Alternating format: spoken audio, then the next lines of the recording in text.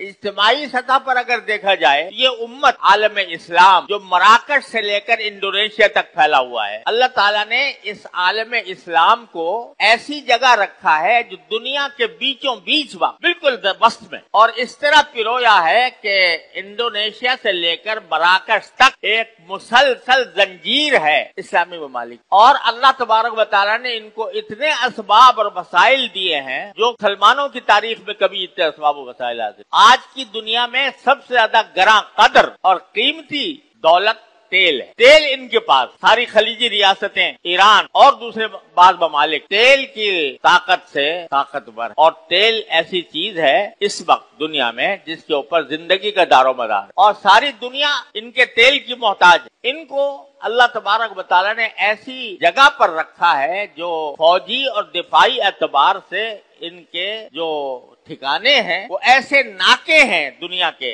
जो जिसके जरिए ये सारी दुनिया का नातिका बंद कर सके। आप देखें, मराकश से चलें तो जबल उत-तारिक इनके पास, जबल उत-तारिक ऐसी गुजरगाह है, यूरोप से जितने भी जहाज समंदरी आएंगे तो जबल उत-तारिक से गुजर के आए, वो इनके पास। आगे चले तो बहरे अहमर और बहरे मुतवस्सित के दरमियान नहर सुएज इनके पास, जहाज जो आएंगे वो नहर सुएज से गुजर के आएंगे।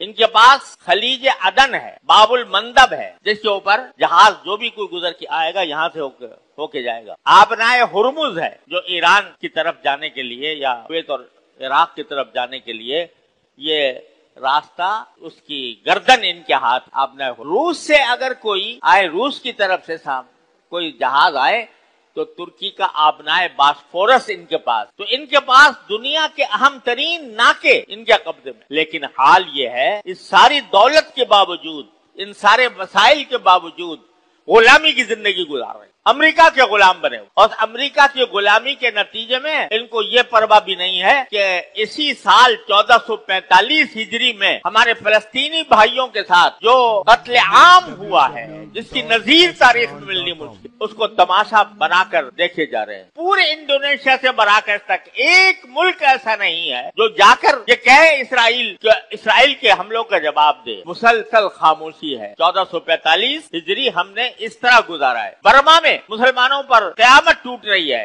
शाम में, इराक में, लीबिया में खाना जंगी का समा है, मगर होश नहीं आता। नतीजा ये कि गुलाम बने हुए हैं अमेरिका, और ये समझ लिया कि अमेरिका हमारा बाबा आदम है, उसको नाराज करेंगे तो हम जिंदा नहीं रह सकते। हालांकि जितने हम अमेरिका के मोहताज हैं, अमेरिका हमसे ज्यादा हमारा मोहताज है, इन वजूह की बिना पर जो मैंने आपसे जिक्र। लेकिन हमारे हुक्काम हैं, आलम इस्लाम के हुक्काम, वो सारी हकीकतों को नजरअंदाज करके बस इस फिक्र में है कि हमारी कुर्सी बच जाएगी, और ये नहीं बचेगी। अगर यही हालत रही तो ये कुर्सी भी नहीं बचेगी। वो कुर्सी किस काम की जो गुलामी की हालत में है, गुलामी की हालत में कुर्सी मिले तो वो किस हालत में, वो किस शुमार कितार में। तो हमें ये साल के गुजरने पर और नया साल आने पर जरा अपने गिरबान में मुंह डालकर देखना चाहिए कि हमने 1445 हिजरी किस तरह गुजारा, किन हालात में गुजारा, इनफरादी सतह पर भी और इज्तिमाई सतह पर। कुरान ने तो वादा किया साफ साफ, व अंतुमुल आलौना इन कुंतुम मोमिनीन, कि तुम ही सरबलंद रहोगे